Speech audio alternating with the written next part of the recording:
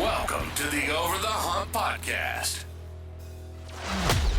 Your gateway to the world of the iconic Brahman breed of cattle. At BRC Ranch, our passion for Brahman cattle runs deep.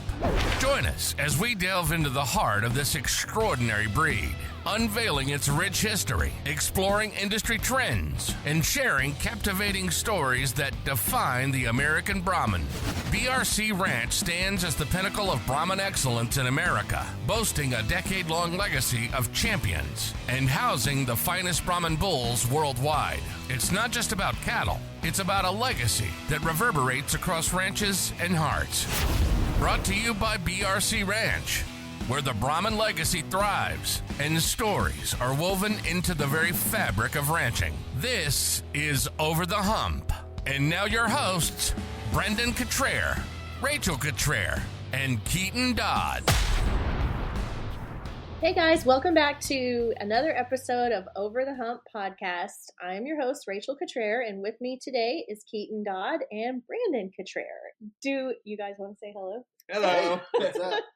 Today we thought it would be fun to do kind of like an end of year wrap up podcast, just something totally fun and give people some entertainment while they're doing their holiday driving and stuff like that. So in today's show, just kind of to give you a little bit of an outline, we have 3 segments that we're going to do. The first is like a recap of the year and just some of the things that stood out to us. The second is going to be a discussion of our biggest pet peeves of the year. And then to wrap up the podcast, we are going to announce the Over the Hump 2024 awards, which are, I just totally officially named that right now. But we have came up with a list of like all these awards like you might get at the end of the year school banquet, except it's going to be about Brahmins. So it should be fun. Yeah. We're not going to be sending stuff out. This is just an honorary award, right? Unexpected trophy it's like in the mail. literally getting your name said on the podcast. That's the award. And a hug if I see you at the show. So, I mean, we thought, so our first segment is going to be best memories or best things that happened of the year, because we've had it's been a really great year for everybody. I thought I would start it off by giving these topics of like blank moment of the year and then everybody share theirs. So we're going to start out on a high note. Let's say your proudest moment of the year. Well, I'll go first. My proudest moment of the year, and I think probably our most successful event to date, was our BRC Night of Champions sale this year. Highest average that we've had. The camaraderie, the amount of bids coming in, the amount of excitement just from people that were there that weren't even buying cattle, but just were excited to see Brahman back kind of where it's been historically. And so I thought, great event, great sale. Loved visiting with all of our customers. I thought it exceeded all of our expectations. It was fantastic. I mean, had so many mixed emotions between awe of what was going on and the things happening, as well as just feeling proud about it. And it's super excited that everything was going on there. It set me back and kind of floored me a little bit how awesome it actually was. Yeah, everybody kind of stepped up and had their own individual role and probably got outside of their comfort zone in a few places, like sitting on a sale block. But it was a great event. Okay, you have to tell the story. So beforehand, we were like, Keaton, you want to talk the cattle? You were like, I guess I can. But I think you've shared with us that there was a moment when Steve Bonham looked at you and... Yeah, so we were sitting on the sale block, and it was one of those bulls. It was the first bull to go through the ring, and one of the very first lots. And I had circled it. I wanted to talk this bull. Me and Chris Shivers had talked about, okay, we'll just split them in half. And he was like, well, whatever ones you feel passionate about or whatever. And I'm like, it's not a big deal. I'll talk whatever. But I wrote down the ones I was going to talk, gave him the ones he was going to talk. But that was the end of our discussion, and that was all of the instruction that I received. You've never done this I've never done this before. So I'm sitting up there, and I do my first description of the bull, and Steve starts his chant going, and that bull stalls out, kind of less than what we were hoping to get out of him. And everybody at the table turns and looks directly at me, smiling, and I just kind of nod along, and then they give me the hand gesture. talk. And so then I start stuttering and spitting all over myself. And so that was my embarrassing moment of the sale. But we learned. But I we didn't learned even from that notice. experience. I thought you did an amazing job. Well, I'm glad you didn't notice because I was just waiting for it to be over so I could crawl under the table and hide for about 15 the minutes. wholesale stops. Right Everybody now. just stopped. It was like when the DJ just like stops the record and everybody turns and looks at me. And so that was my shameful moment of the sale. But still, great event. I loved it. And we're definitely planning to have it next year. We've got the dates already set. We actually booked the band yesterday. We booked an awesome band called the Slags. We heard them at Greek Brothers. They sounded great. We heard them at Greek Brothers the other night, and they were great. And so we're ready for next year. Ready and excited. It's my turn. My proudest moment. I was thinking about this earlier, and I'm trying to toss it up and weigh it up between two things, and they're such at the opposite end of the spectrum. Of course, everybody knows I'm more into the production side. Rachel's more into the showing side. But winning that World Brahman Congress was pretty high up there on my proudest moment. But my other one that I'm trying to tilt the scales back and forth on is getting those 2 Maternal Merit Awards this year at Houston, because we've been working so hard to get that. Yeah, So, I thought it was funny at the World Brahman Congress. This was probably my favorite moment of the World Brahman Congress is everybody knows that Molly and Harley showed Margaret. Okay, you showed Margaret the very first time when she was at, and you showed her at Houston when you got second the first year. That was only 2 times. Yeah. So we all get up to the backdrop, and all of a sudden Brandon grabs the halter. Do you remember this? He grabs the halter like he's going to be the person holding Margaret in the picture at the backdrop of the World Brahman Congress. I don't remember I think you were trying to just help. I think you were just trying to help give Molly a break. Because I think at first I wasn't even in the picture. I was back standing back, making sure she was getting the picture taken. Brandon's a backdrop junkie. And Craig was standing right next to me, and Craig says to you, I don't know if you remember this, he was like, "Hey, don't change the stick now. This is the girl that got it done." And it was really cool. It was funny. I felt like I was asked to do it. We'll still throw stones. That's okay. Yes. That's all right. I was pretty stoked about that, even though I'm not a show guy. Yes. I would say my proudest was when Molly won her class and division at the All-American, because that was her goal for the summer, and she worked really hard to do it. And I know, when I was a kid showing, it's easy for people to say, oh, well, you should do well in the show because, you have all these great cattle. And showmanship was always something that was really important to me and to her. And so I think she was, I was proud of that. Yeah, I was really proud of her for that. Super proud moment. Just the summer days that she spent practicing leading up to that. Yeah, it's been fun watching Molly grow up over just the past 2 years and how much her showmanship's improved and just how invested she's really become in this deal. So it's been impressive. Yeah. Okay, next moment is going to be scariest moment of the year. Keaton, you've already shared one scary moment, but do you have any others? Scariest moment of the year. My scariest moment of the year, I guess I'll start, was, for those that aren't informed or those that are, have heard about kind of our Angus and Hereford expansion, and I was tasked with the Ingram Angus sale was occurring in exact unison with the busiest time during the World Brahman Congress. So Brandon literally is showing, Rachel's kind of helping everybody navigate. I'm the only guy at the computer watching this sale, and I'm tasked with buying these bulls. And both bulls get to $97.50, and I have to put a bid in at $10,000, which was my max budget, my max budget. And I'm just trying to figure out, do I buy these bulls? Do I wait and try to buy bulls lower in the sale for less money? Ended up getting both the bulls bought, and we're very, very happy. But I was scared to death bidding alone. We had complete faith in you. You guys should share, though, because we've definitely been on the other side of buying. Usually we're the sellers. And when you get this catalog with, I don't know how many bulls, 100 bulls, and you need 2 and you have a budget, I mean, y'all put in a lot of time. I learned a lot, too, about kind of the marketing of it, because when we're trying to buy those Angus bulls, for instance, we had a list of our first tier, second tier, third tier. And so we've got these bulls at the first tier, and it becomes really complicated as someone trying to buy bulls is, do I spend more on these first tier? Do I let them go and wait for maybe some bulls that are coming later? But what if they sell for more and I should have bought the one earlier? And so that's been a challenge, but we've worked with some great people. Cord Weinheimer helped us get our Hereford bulls bought, working with the Barber family. I thought the expansion's been exciting and just kind of getting We to need know to do some a whole different things. podcast on the expansion. And honestly. on the Angus side, Jason Upchurch and David Cagle up there with Ingram were a super help too. Because we can't just run up the road to Tennessee to check those bulls out, but the information, the world of information available at your fingertips in both of those breeds, it's almost overwhelming. Just from the EPD side of things, the performance side of things, but then they've taken fantastic videos and good pictures. You've got so much information at your fingertips. Like I said, it's almost overwhelming. But when you do and are able to narrow it down to those tier bulls, it gets fun.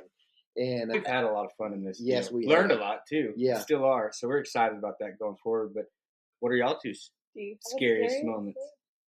My scariest moment was my trip to Nicaragua this year. Not so much scary for being in Nicaragua, but it was judging in an outdoor arena with no cover. And then we got a lightning storm go in the middle of the show, and they kept on showing. And I was like, hey, in the USA, you have these apps like when you're at a football game and it's like lightning struck within 10 miles, you have to shut down the event.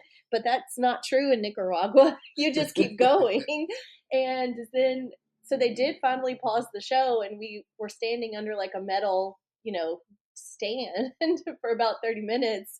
That was pretty much the scariest. And I think I sent you a picture, and I was like, well, if I get struck by lightning out here, then it's been a great life. Yeah. That was pretty scary, but I made it. That would scare me. Yeah, I would be fairly uncomfortable with that lightning popping in the rain and out in the open.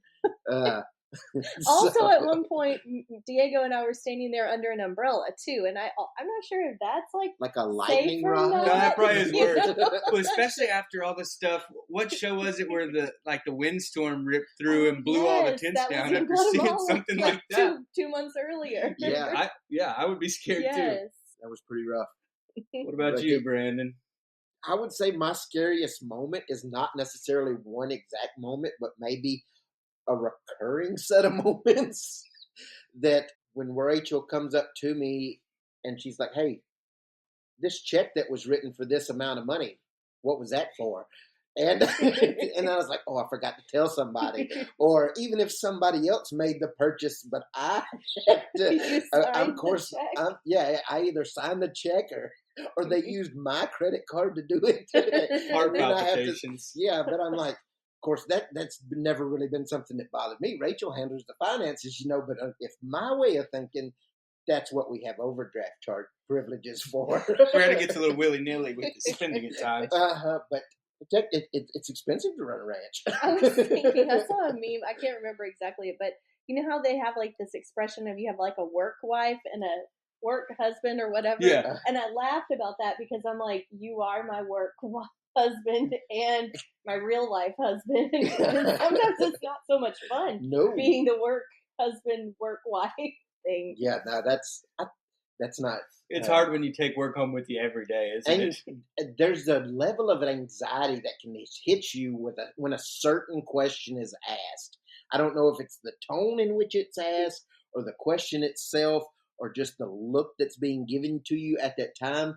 But all of a sudden, anxiety rises up, and I'm like, might use a drink.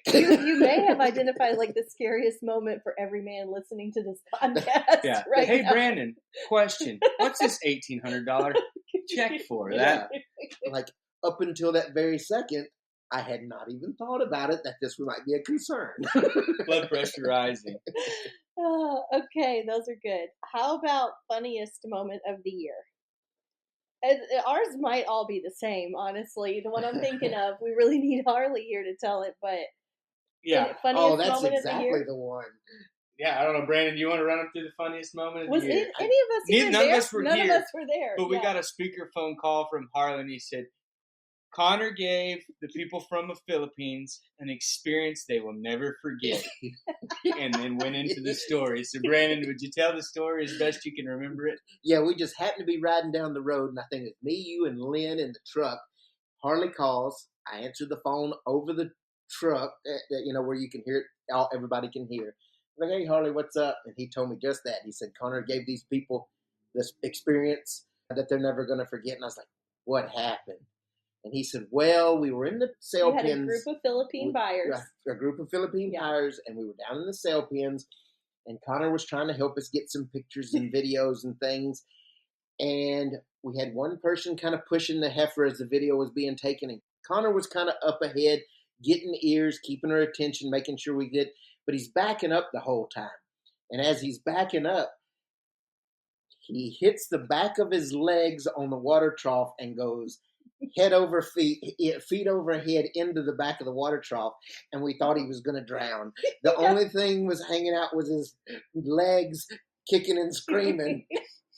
And so Harley says it took me and 4 of our Philippine guests to pull Connor out of the water. And when we did, there's like algae and everything all over him.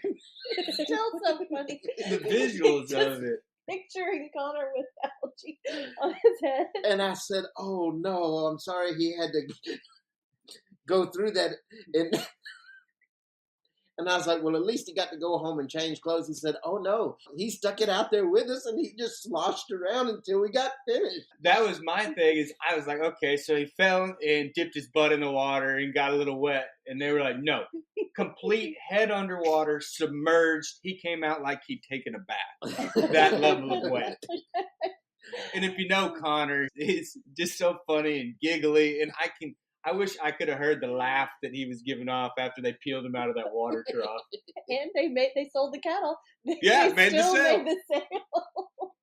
Those guys are probably never going to forget that. The Philippine buyers, I mean. Too bad it couldn't have happened at the show barn where we would have had it on camera. Yes. Where we could go back and just watch it over. Greatest That would have been regret. the best. That would have been the best.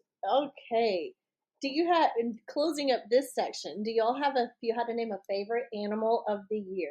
Brandon, bull, and heifer. Doesn't maybe necessarily have to be a show animal. Ooh, favorite animal of the Favorite year. bull or heifer of the year? I don't know. I would probably jump out and say Johnny Brahman. You love Johnny Brahman. I do. I like that I mean, bull a not that lot. I don't love Johnny Brahman, but I just think, oh man, I love that bull. Just not only from his look, but also the production side of his pedigree. Passed his fertility test at 13 months old. We got calves coming. I'm excited. And he's not even going to be 2 until March. And Johnny's a good one. I thought you might mention 978 with an 8. Oh, I love her. Yeah, I don't know. Is that One, your those Noah's are Ark his, cow? those are his Noah's Ark maternal cow, merit. yeah. One of his maternal merit cows. That's a good one. I love Johnny. Mine, and she's kind of starting to move up into the realm of my favorite Brahmin of all time. And Margaret. Margaret is, I mean, she may be my favorite Brahmin female I've ever seen. So I love Margaret. Rachel? I'm just staring off into the distance, Dreaming thinking about about how Margaret. much I love Margaret. It has to be Margaret for me. I love that there's so many things I love about her face, and she's like so kind. You know, it's She like her is. face is so She's what? naturally beautiful. What? this is the qualities that we're after. Seed stock breeders is the kindness and how Shut well up. they look at us. She is. You look at her face, and she is so kind. Bet she's got a good udder and bred back. That makes me happy. She does have a good udder, and she is bred back. I know. Captain assistant, like she does no wrong. Yeah, I know. Another one that thing that's actually been really refreshing to me is how many people have liked the 230 bull, because I think that's a body type that is realistic and Yeah. functional, and the amount of people both domestic that have bought semen and completely Yes. bought I in on love our kind of concept Yeah. of the modern Brahmin. I think he fits that perfect. So. I do have to say back to Margaret, one thing I love is all of the love that she has from the international people, because literally when she was showing at the World Brahmin Congress, like I was getting all these pictures of people all over the world, like sending me her picture that they were watching on the show, and they don't call her Margaret, they call her Margarita. I like it, And Margarita. I like it. I like it too. But we keep talking about this, and other animals keep popping up into my mind in our show string. And that reminds me to a conversation I had not too long ago. Well, I guess during Brahmin days, I had a person that I highly respect their opinion on evaluating cattle, and come to the ranch, and they're looking through the show cattle. And about 3/4 of the way through our visit, this person says, this might be the greatest show string I've ever seen in terms of quality. I was like, what are you talking about? And I said, yeah, we got a pretty good set of Brahmins here. He said, no, not just Brahmins, probably of any breed. To put this number of quality cattle together in one show string at one time is truly impressive for not just Brahmin, but any breed. And that kind of floored me and set me back because I see them every day, you know. Yeah, it does. And so, but to have somebody that was so highly respected say that to me, I was like, we could probably go 5 animals deep of our favorites. 328's another one, 6 gun. Non-BRC stuff that I thought has had a big impact on our program and has had kind of a glow up this year. The Parton family and the 584 over one bull. I mean, we could all talk all day about how much quality and how good that bull and consistency. You know, to this date, we have yet to steer a bull out of that's sired by that bull. No throwaways. He's just a no throwaways. No throwaways. Multi-purpose. Can breed him to just about anything he works. And so, Miss Janet, thank you for selling us that semen, and we're really, really excited about what that bull's done for our program. Yes.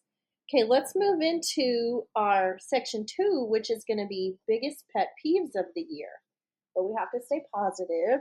Yeah, mine is airing out your grievances with Brahman via social media. And those are all conversations we need to have.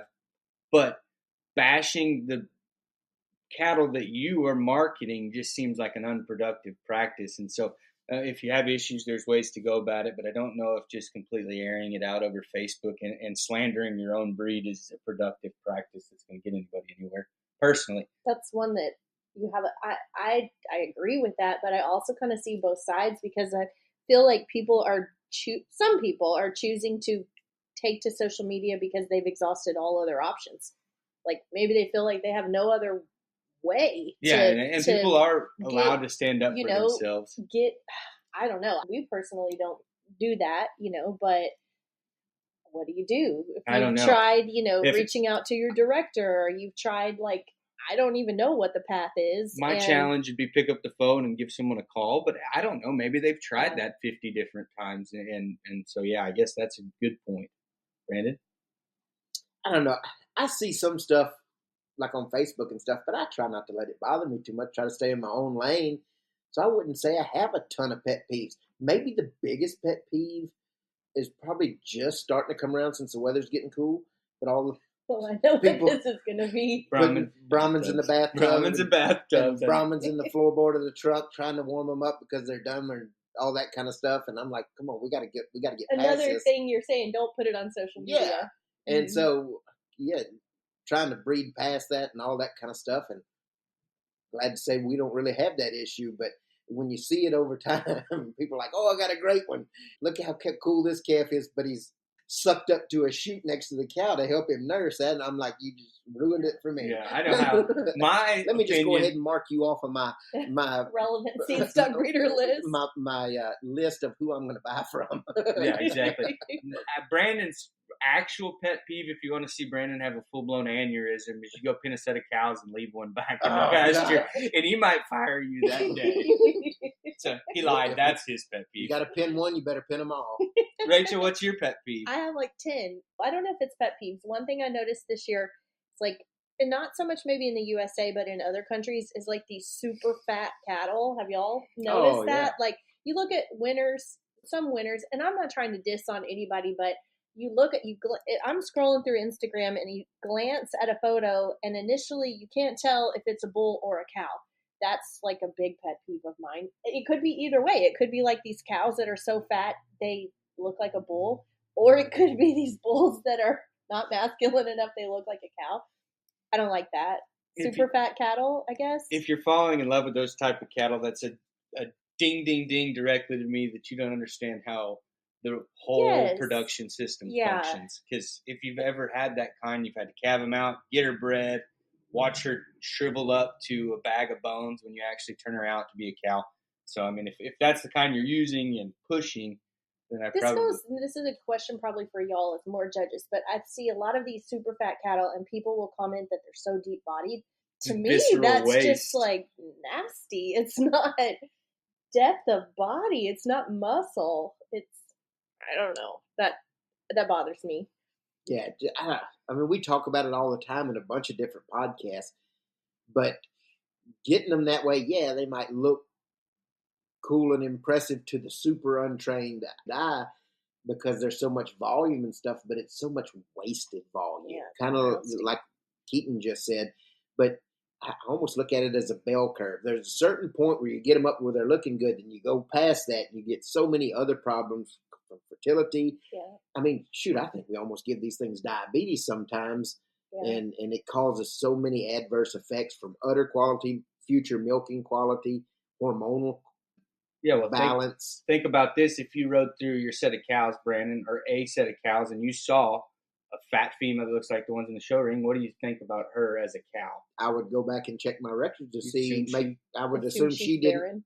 I would assume she didn't bring a calf to the pen last year. Of course, we would know that because we keep up with all that, and we know who is and who isn't. But like if you're riding through somebody else's pasture, you kind of see the general layout of how everything else looks, but you come up on one that's extra stout and fat, and you're like, that's the red flag to me to go look at her production record.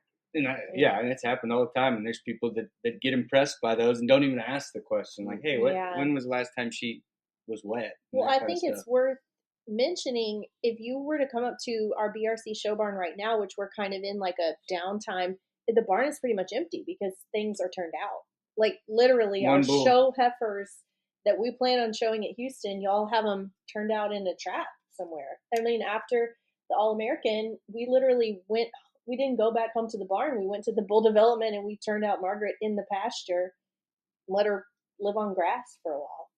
Yeah, they're over at bull development. They're freshening. They hadn't had a bite of grain since then. I love it. Yeah. Knock that expense down. Yeah, the feed bill went down a good bit. I said that to Harley. I was like, our feed bill was only $2,000 this month. It was amazing.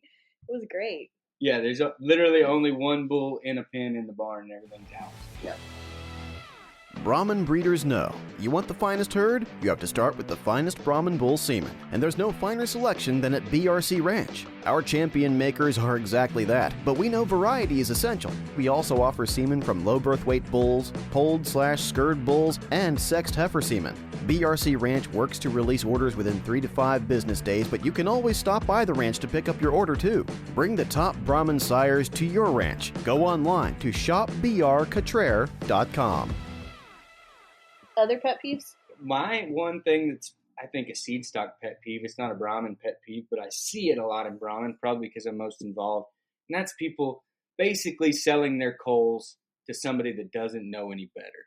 And I see it all the time. I mean, I see some productions. There's people that have a sale, 2 sales a month or a sale every month, and they're just selling the stuff that they don't want anymore. And polish it up with some shiny sale description and pedigree description. But at the end of the day, that was a cow that wasn't good enough for you. Now you're going to give somebody else a bad experience, and we're ultimately all about to lose a customer. Mm-hmm.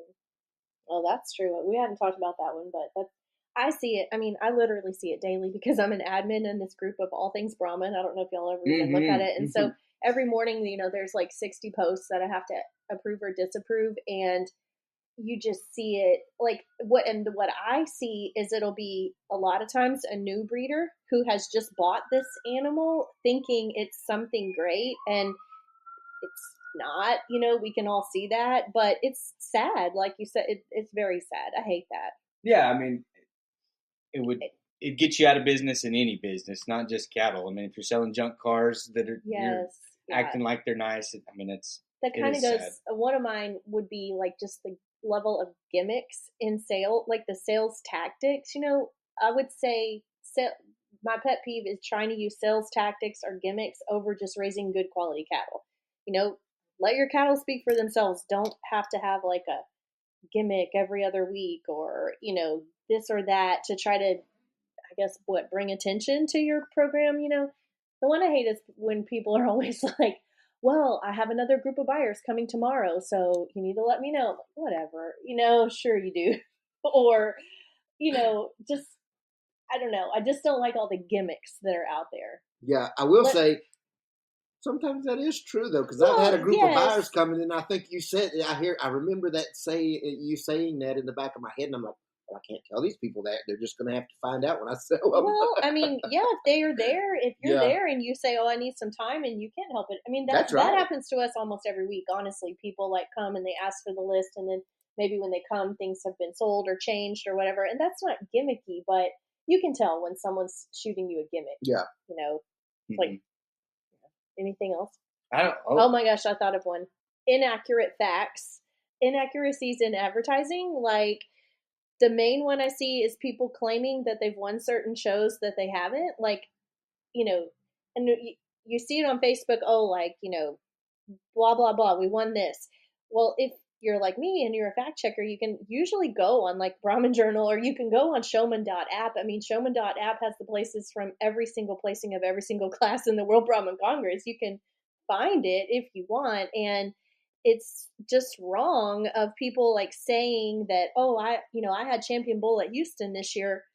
Well, if you're not Mark Ferguson, you did not have champion bull at Houston this year. You know, I don't like that. Another one that comes to mind is the amount of bulls that should not get turned out that people still haul as part of their show string. Like bulls that have glaring, just like that bull won't even function, and you're feeding him $18 sack of feed and paying the $100 entry fees and hauling him to College Station to be 4th out of 4, and it just doesn't make any sense to me. But that's a pet peeve too. It's like the importance of castration. Yeah. I mean, we see it because we're in it every day, and we know that. A lot of people do it for their hobby, and that's all they've got. But at the same time, if you're looking at it as a business, you got to make those hard calls earlier and quicker and identify the problems that are going to set you back and ultimately not make you profitable. Yeah, not making fun of those people necessarily either, but we all need to educate everybody because they're not going to make money that way. And if they're not making money, then eventually they're going to sort themselves out of the system. Well, at the most basic level, would you say it's structure? I mean, structure is the basis of functionality, feet and legs right? And sheath. Like, those are the two that I noticed the biggest issues. Go back to functionality of a bull. Bull being able to do his job. Yeah. Testicular quality too. Yeah, that's uneven, same thing. Twisted, that type stuff. Cow heads. Small. Yeah. Small. She slipped that in there. It would not be a podcast if we did not discuss testicle size. Really. Exactly. It's true. I mean, of course, we all know that you can't make the perfect one. But at the same time, you kind of got to weed them disqualifiers out. The traits that will... Exactly. Those are unacceptable. What are your disqualifiers? Be feet, sheath, like what we just talked about. Feet, sheath, testicles. Testicular quality. Bad udders, things like that, in females. Another one, this is something that I was actually sitting in the stands with somebody that we all respect a lot, Jacob Tipp, and we were talking about, there was one of those classes where there was a really nice heifer in a group of cow-calf pairs, and she was the only one that wasn't a cow-calf pair. And at some point, we were talking about this, at some point, having a calf by your side is a yes or no. I don't know where that threshold is necessarily, and maybe we all need to figure that out as a breed, but like that really good heifer that doesn't have a calf probably doesn't need to beat any of the other ones that do. So technically, isn't there an age? There is, but this kind of fell in. There's a little sweet spot where they can still kind of find a spot to show one that's not got pairs where the rest of them are pairs. And I just thought that's another one is gestation. Are they bred on time? Do they calve on time? Things like that, I guess. Yeah, those are good. Those are like good conversations. We miss any? I guess another one is just people being ugly. Be nice to everybody. Well, I had that one on my list, but I did scratch it out. But yes, I think we've seen a lot of that this year. It kind of goes onto your like Facebook, I guess maybe, being ugly or vindictive or whatever to people. Like, let's just all be nice, raise good cattle, and be nice and have fun. Quit being jealous of people and just be nice. Be happy for people. We'd all be better. So that's good. Biggest pet peeves of the year. That was fun. Now I think we should get into our third and final segment, which is going to be the Over the Hump Awards program. We mean for this to be fun. So what I have done is printed out like a list of all these, I guess, like class favorite type awards. So first one, Leadership Award. Someone who's put out a lot of leadership in the breed this year. I'm going to jump out there and say ST Genetics. And a big part of it was when they put together that contest and that feeding trial and things like that in the 4 months leading up to the World Brahman Congress, the information that was provided and the relevance that was provided, and then to display it on such a grand platform at that party that they had, they put it out there for the world, and it was fantastic. But the information they collected, the relevance, and just about real beef production and the traits that go into that, I'd take my hat off to them and say kudos and thank you for leading the way on that. Yeah, you weren't there, Keaton, but they had so much stuff you would have loved. They've got like these DNA markers for. Have you seen all this? It's really cool. Like for pigment, for navel length. That's a cool one. Hair shedding. I mean, all kinds of stuff. That is all. They run like a test that tells how much Taurus you have in your Brahmins, which. I mean, I assumed it was 0, but it's not. None of them will be 0. No. I mean, if you take it back all the way to the beginning, none of them will be 0. That is It cool. was really cool. Another one, Mike England, I think has been a great leader, a great promoter of Brahman, and always enjoy getting to talk to Mike. I don't know, is there any other people? Those are good. Want to move to the next? This one is our Creative Spirit Award. There was a TikTok that somebody sent me. I think it was my dad, which is weird that my dad TikToks and I don't. But sent me a TikTok, and it was like, when you think you're the coolest guy, and then this guy shows up, and it was a white Ford F-150 with the stock rack unloading a Brahman out of the back of their truck at Houston, Mr. Joseph Klotz. I thought that was awesome. Like that was everything nostalgic that I needed in my heart. Short brim, cowboy hat, and everything. Well, I don't know if you know this. I didn't know it until I went to the Dietering Field Day that Joseph is like an amazing singer. Did y'all know that? I mean, I would put him up there like top level country singer. He seems like what's that guy that y'all all like that has the mustache that I don't like? What's that guy? Zach Top. He's the style of Zach Top. No, I've heard Joseph amazing. sing before. He's awesome, and man, he can really play that guitar. I don't know if it's a bass guitar or what it is, but it's one of those. You got big stand up bass? No, not that kind. But it's just a big stout guitar, and really he can really play it. Can. And got kind of a cool little homestead deal that he's doing over there between his farming and he'll milk his cows and different things. It's I like think heaven cool. in his place. Yeah, it's simple life. That's a simple life we're all after. Positive Attitude Award. I would probably say Zach Mosley, our AJBA president. I've shared this before. He's so kind, especially to Annie. I'd agree with that. He's just a nice kid. Yes. He's always kid, smiling. I'd say young man. No, nice young man. Always smiling, always happy. Good leader. Zach Mosley. Create a Positive Attitude Award. Yep. Awesome. Okay, here's a good one. Think on this one. Class Clown. Class Clown of the Brahman breed. One that comes to mind for me, and if you follow him on Facebook and you know about them high-end Brimmer cattle, then you've probably seen some of Cody Jalufka's descriptions of his, a bigger bone than a Polish woman or something. I don't know. I love one all about of a them. tamale factory or something. She got a bigger butt than the lady in South Texas tamale maker. Something like that. That cracks me up. And Cody's such a good guy. He's fun to talk to. Like if Cody's around, he's infectious. You want to be in the conversation he's having because you never know what he's going to say. But his Facebook is even better than the conversations in person because he has a way of making metaphors that a South Texan can really understand. Okay, most helpful of the Brahman breed. There is. I mean, maybe not a most helpful person, but most helpful event. I would say it's got to be TJBA show. That you go to that show and it is amazing, and everybody is helping everybody, and you get every free meal and free ice and blah blah blah and free candy, and it's just fun. It makes it nice when you can be at events like that, and everybody is so positive. Yep, another person that is always willing to help. Good friend of all of ours, Nicole Wilson. I'm sure she'll listen to this. Oh, absolutely! Like somebody that would give you the shirt off their back. She shows up at all of our events. Maybe not to buy something all the time, but just to help out. She may clean up tables and set flowers out. Last year, she decorated the event. I don't know if y'all remember that, but she did put out all the centerpieces at the sale last year because we were all at the place. And that's just the kind of person that she is. Her whole family is. They're givers for sure. But okay, how about a perfect attendance award? Someone who attends everything. For me, it would have to be Mallory and Taylor Tate. They're everywhere. Yeah. You know, and they attend everything. They've got a drive and passion for learning more, being in the thick of things.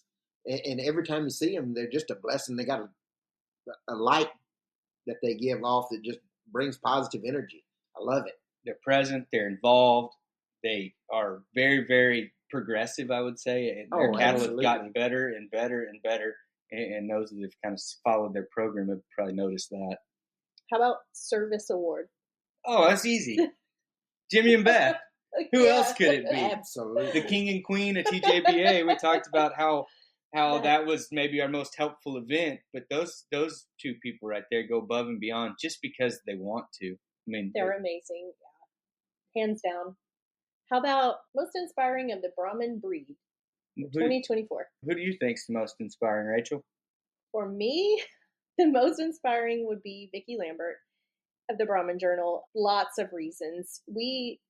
Anytime I travel internationally, she's always there. I mean, she probably spends 60% of her time traveling, if not more, traveling representing the Brahman breed. She goes everywhere. And this year specifically, when we were watching the World Brahman Congress, we did not go to the national show, and I was sitting here at this desk, and I pulled up Facebook, and I saw that Brahman Journal was live broadcasting from the makeup ring, and you see Vicki like climbing over the fences, and that's inspiring. So she wins that for me, hands down. Just for the love of the game, too. Yes, I mean, the love of the breed. I don't know how she could stand to be away from home that long, because my level of staying away from home is about a day and a half before I get itchy to want to go back. But she's gone, and she's always...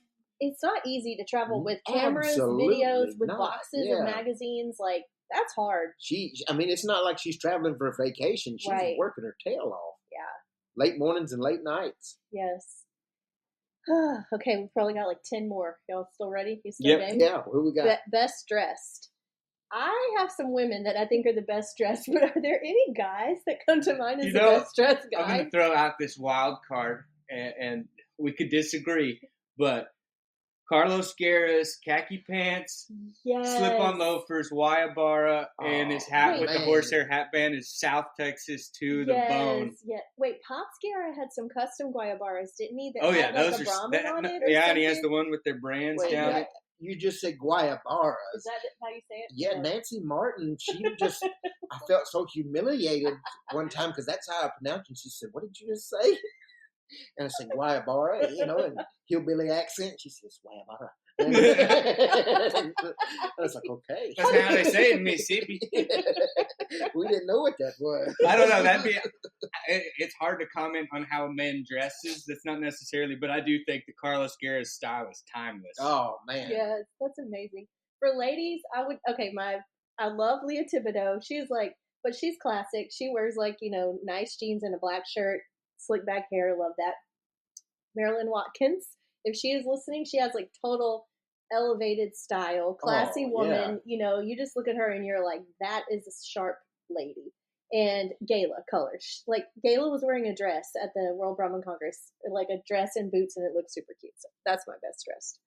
It's fun. Super cute. James Daniels says that our crew is the best dressed. He says that all the time about us. Some could say James Daniels the best dressed, lace up boots and a denim shirt, suspenders or something. Yeah. I want those suspenders because I've reached a point in my life where my belly's gotten big and my butt's gotten smaller, and now my pants want to fall off and the belts just ain't doing the job no more. Okay, how about social media star? Anybody come to mind here? One, the Vernon family, V6 folks. Talk about just posting hilarious video after hilarious video. And there are other people like 79 where they travel. And so you can kind of get filled in on what's going on all across the country and everything Brahman. And so I think V6 does an awesome job with their social media.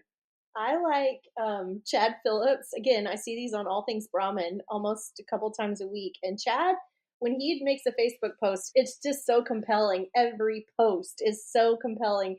And they have, just this week, he posted one that was some red Brahmins and then a red Maine Anjou or red Simmental from the 1990s. Did y'all happen to see that one? It was Shameless. It was Shameless that they raised, and Carl Harborth showed it. And I was like, oh my gosh, that's Shameless from the 1990s. It's great. He's like those general car insurance commercials where it's yelling at the deal and you just want to fist pump. It's great. Okay. How about we do, this one is called the Above and Beyond Award. First person comes to the top of mind might be Hatch Smith in the setting of the All-American. Because, man, he had a lot to deal with logistically, as well as helping manage people and this and that. Just as the youth chairman in general, just as right? the youth chairman in general, but midway through the week, from the midways on, he did it with a broken rib. And so, Two guns pain. Yeah. So he would get my Above and Beyond award, because I break a rib, I'm out. I'm going home. You're turning it over to somebody else. That's right. For the week. And I'm definitely not going to be pleasant about it. Awesome Attitude Award. The one that hits me, probably Brad Hensey. You know, he came to pick up his bull last week, and just like any other time I see him, he's looking at me and smiling like he is truly happy to see me, and it just makes me feel good. And I don't know if y'all had who y'all had. He's a good dude. He's but, he comments on everybody's Facebook He posts, does. and it's always positive. Yes. And he's always positive when you're talking to him in person. He's two of our able kids that make me smile when I see him. Eddie Wilson and Marcus Moore. Both of those boys have infectious personalities, and they're positive and happy. So those would be two other ones. But one thing I noticed about Brad when you said the Facebook, he comments on a lot sometimes that can be like controversial Facebook posts, but he comments in a way that sort of takes the temperature down. I don't know if y'all have noticed that. Like he comments logical things that are positive and not escalating. Like he can really, what's the word I'm looking for? Like neutralize some situations that are escalating. Absolutely. I like that. Good Friend Award, Best Friend Award. I have my best Brahman friend is Ashley Bass from Louisiana, and she will literally text me like just the sweetest things, the nicest things. Like her dad is amazing. Like, her dad is so supportive, and we'll come to the Houston Livestock Show and he'll be there morning of show morning. Like I think they were there this year, morning of the show, just like encouraging, just patting you on the back, saying like, good luck, we're proud of you, we love y'all, and we're praying for y'all, and that means a lot. Yeah, there's some people out there that just have such sweet spirits and just pour God's light out of them, and share positivity and love to everybody, and they would fit that perfectly. Good Friend Award, that's a good one. Two people, different, I guess, the way I read Good Friend Award, people that I like to have conversations and talk about cattle with. Probably my favorite person to talk cattle with at a show, and I try and find him at the stands when I can and sit next to him and have a discussion, is we've talked about Murray Jacob Tip. Tremendous amounts of respect, and he's always there to help too, but that would be my Brahman friend. He's a good person to bounce thoughts off of. I'm like, what are your true thoughts on this animal? Because he ain't going to hold back. No, he's bashed animals to my face. And I really like that one. He's bashed animals to your face. He will tell you straight up. He's bashed his own animals to my face, though. He told me when he had there wasn't any good. I'm like, oh. Good, bad, or ugly. He's going to tell you the truth and exactly what you need to hear. And it's rooted in everyday, relevant, working man cow knowledge. Yep. And so if you think people are sugarcoating things on when you're trying to get something evaluated, go ask Jacob Tip. You might end up. But be careful. Yes. If we had to give like a best cowhand award, it might be Jacob Tip as well. I mean, I would think so. That guy's ranchy. Yeah, he is the ranchiest, double denim. And I have not checked, but I would guess he's got the sharpest knife of anybody. I bet you're right. Both metaphorically and literally. That's right. I imagine he's the first one to castrate a steer, and he also keeps the sharpest blade. Yeah. Okay, I have one in mind for this one. I don't know if y'all do, but Helping Hand Award. Who you got? Who's on your mind? It is so if anybody knows our family, you know that Annie doesn't really like shows, and Annie is a bit feral, and we'll get to a show and we don't see her for but she's hours. A trooper. She is a trooper, and she'll go off and make a friend or like get in somebody's camper, and anyway, so at the World Brahman Congress this year, somehow Annie was paying attention to the show, and when we had won the champion, Annie was right there, but we had to get in the picture, and so the Helping Hand Award, I'm giving it to Carolyn Falgo, because do they call her Mima? Is that her nickname, or Mimi or something like that? It's something like that. And Annie was around the backdrop, and there was a lot going on, and Carolyn grabbed Annie and pulled her right in front of her and put her hands on both of Annie's shoulders and said, "You stand here by me, Ma," and held Annie for the entire photo session and just kept her there, smiling, holding the banner, and that was a major helping hand. Miss Carolyn, I've known her for years and love her to death. And there's nobody that can give a hug like Miss Carolyn. And when she hugs, she gives me that little kiss on the cheek, and it brightens my whole day. And so I always love when I see Miss Carolyn, especially if she's cooking, because she can really cook too. Best feeder award. Harley is obviously the best feeder, yeah, I'm not gonna argue that one. Harley's the best feeder, but if Harley is not eligible because we're choosing the awards, who's your next best feeder? Couple nominees from Keaton Dodd would be, I would nominate Joe and Lana Henskins. If I had cattle that I wanted to send out, they would be on my very, very short list of people. They'd kill it. And another one would be the Thibodeau family. So Connor and Adrian and their family, like, they do a fantastic job getting those cattle from calving all the way through, and they're feeding, and they're running their own breeding program. And most of those are cattle of their own, but their cattle are fresh. They're always fresh looking, not stale. Mm-hmm. Those would be two of mine. Yeah, there's an art to that, to keep those cattle, fleshy and good looking, but not get them overdone. Right. And there's an art to that. Once you get them overdone, there ain't no bringing them back. No, you can't. Mm-mm. No, you can't. Miss Manners or Mr. Manners, Mr. or Miss Manners. If I'm going to throw one out there that hits me right off, would be Hayden Engelke. And he's amazing. He comes up to you and and shakes your hand and uses his sirs and his ma'ams and his. You can tell whatever he wants to ask you is thought out, and he's being conscious of how you feel, and I don't know. He's one that hits me pretty hard about good manners and just a good, upstanding young man. I agree. Yeah. I mean, we'll hear about them a little later, but I think two of the other nominees, I think Baxter and Paul are like the face of Junior Brahman, and you see them everywhere. And they're just sweet, good, well-behaved young men. They are. Okay, how about a Rising Star Award?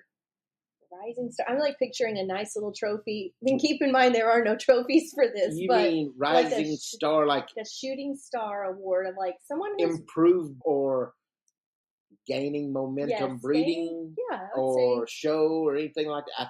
I think momentum. Gaining momentum, maybe on every aspect of their breeding program. To me, I feel like Cheryl Griner and Miss Beverly and their whole crew and team, whatever they got going up there in Thorndale they got something in the water because it's working. Their cattle are fantastic, and they get better and better every time I see them. And they might have had as successful time showing at Houston and the World Brahman Congress of anybody. They just have class. They have a small show string, but they all do well. They're super good quality, and I think they're always in the hunt for a division. They always win their class, kind of thing. But they're always so happy and good to see too. But they've done an outstanding job with those matings that they've put together, and then managing the cattle after that. Yeah, another two nominees, I guess, dark horses for this award. One would be Rio Ranch. Talk about people that know how to put on a party, know how to promote their cattle, and bring bring an international kind of presence. I think Rio Ranch does a great job. And then another person we'd mentioned earlier. Before you move on from them real quick, I would also say, Donnie Robertson does all of our ultrasounding. And I always ask him, I was like, well, who's doing a good job? Who's doing this or that? And he said, I probably scan more cattle, especially Brahman cattle, for Rio Ranch as I do anybody. So I'm glad to see that their dedication to performance and performance testing is probably one of the paramounts of their program. And so it's not just show and marketing hospitality. They're getting after it on the work side of it too, and making cattle good. Yeah, and they may put more Brahman beef into the system than anybody. That's think about Chicana and kind of the stuff they do. Another one that I thought had a really, really good Brahman Congress. We've already talked about him, but Jalufka Farms. I thought Cody's got a nice set of cattle. That twin pair, she's impressive. I don't know how he got both of those calves so bloomy, and that cow still stayed in good shape. But that'd be another person I think is a shooting star and an up and comer. I think the red gray dark cherry red bull cow. heifer, Nice he got it. bulls. Yeah, Nice bulls. they got yeah. some. Those cattle have some power and grunt to them. I like those a lot. Technology whiz, or technology whiz. That's a good. I mean, like- the name is in there itself. Cattle Innovation Station. Yeah. Our little buddies, Baxter and Paul. We talked about those are just good kids. But if you ever listen to it, I mean, they're asking some thought-provoking questions and talking with people that are leaders amongst the industry. And so I think that's really cool for kids their age to, have the confidence to do that. I get nervous doing podcasts as an adult and be able to communicate with grown adults the way they do. Those boys have a bright future. They're not just interviewing just anybody. They are going to the top, the high-level thinkers. Like Brandon Cuttrer. Well, I'm gonna add. They got me in a pinch. But some of the people like from Dr. Long and some of those guys and those high-end professors that they brought in from Kansas and A&M and all that, I'm like, man, me right now in this day and age would have been too intimidated to ask those guys because they're on such a high level. Well, yesterday, 2 days ago, me and Molly and Annie were riding around, and I think Baxter texted Molly saying the new episode is out or check out the new episode. So Molly checked on it, and she was like, Mom, who's Dan Mosier? He was the guest. And I was like, Dan Mosier is like a leader like a national leader in animal science. And because of that podcast, Molly got the chance to listen to him, and, Baxter, her friend, texted it, and like they're making a big impact in their own generation and people like us who listen to it. So honestly, I would like to see what those young men are reading in their spare time to spur the ideas and stuff that they have. Baxter's got my personal phone number. I don't think Paul does, but Baxter, he's called me on multiple occasions and had a mature conversation about genetics with me, asking questions, and that's just the kind of kids they are. They're wanting to learn, and they'll be somebody someday. Both of them. Absolutely. Oh yeah, absolutely. If you have not listened to their podcast, it's Cattle Innovation Station. It's definitely worth listening to. Okay, 2 more. Brahman Friend of the Year. I joke and say it could be Brahman Country Beef based on all of the steers that we have bought this year. That we could be the Brahman Friend of the Year to many operations because, little plug, when we don't have enough supply for our own beef, we reach out to our customers and are able to buy their steers. We had to buy a lot of steers. We bought a lot of steers this year. So that's good. That's a good thing. We like it. It's good for us, good for our customers. Brahman Friend of the Year. He probably's won it about 42 times already, but Dr. Pascal, he's retired from A&M. Retired from ABA, yet he's still traveling weekly, going all over the world promoting Brahman. I don't think you'll find an international picture that doesn't have Joe Pascal in Colombia in exactly. December. Yeah. Who else? Can I go there and say Skinny Brahman? Whoever you are. Whoever you are. Not us, but they did some moving and shaking this year. They stirred some things up. They stirred some things up. Definitely got people talking. Josephina Muscus. Oh, that lady never stops. And she's got so much passion for the Brahman breed and has had for her entire life. She's put everything into Brahman. I mean, we already talked about Vicky, but you could say Vicky. Yeah. Vicky Lambert. There's so many people. Okay, last one. Best sausage maker of the Brahman breed. Why is this even a question? It's undebatable. Opa makes the best sausage. You heard it here first. Randall Tip is the king of sausage. It's a fact.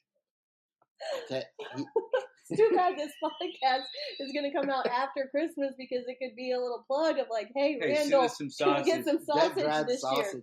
Were you with me when we went into his smokehouse? Oh, yeah. It was like walking into the vault at Fort Knox. The vault of sausage. He had them hanging everywhere, and the smoke was going, and I was like, oh, this is what it feels like to walk into something like that. And that stuff is so good. You'll hurt yourself on Randall's sausage. Oh, yeah. I'm a 3 link a day kind of guy. Oh, man. But I'll eat too much of it where I can feel my neck veins throbbing because I can feel my blood pressure rising. So, Opa, if you hear this, get to making some sausage, please. I'm just laughing because, on some podcasts you can see the people, but you can't see us. But if people could see us, earlier when I said I was staring off into the distance, visualizing how much I love Margaret. Literally every one of us is staring off into the distance right now, visualizing oval sausage. Randall Tips dried sausage. Man of the people, Randall Tip. Yes. Oh, well, this was fun, guys. This was fun. Did y'all have a good time? I enjoyed it. I had a good We time. could probably do this for the rest of the afternoon, really. We could. Well, I guess we are going to probably wrap up the year. Anybody have any closing thoughts for just the year? No, Brandon, Keaton? I would say just on a personal level within our own operation, I mean, goals and things that we set several years ago and things that we thought impossible, been able to reach the goals, meet the impossible, surpass it, and just keep going. And it's all because of God's blessings. And it just, God's good, and He's proving it to us every day. And That's a great closing. I saw a quote that said, always believe in miracles. They happen every day, and the next one could be you. Yep. Well, that's a good way to end the year. Keaton, absolutely. you got any? Thank you to our customers. More importantly, just thank you to our friends. Thank you to people that have been there to bounce ideas off of or talk us up when we're feeling a little down. And so thank you to our customers. Thank you to our friends. And if you get the opportunity, be nice to people. Smile, I guess. All right. We had a great year. We hope y'all did too. Thanks again for listening to Over the Hump. Bye. You've been listening to the Over the Hump podcast. Our passion is Brahman cattle, and it runs deep. And this show is about its rich history, industry trends, and stories that define the American Brahman. We hope you've enjoyed the show. If you did, make sure to like, rate, review, and subscribe. We'll be back soon. But in the meantime, find us on Instagram and Facebook at BR Cutrer. See you next time on the Over the Hump podcast.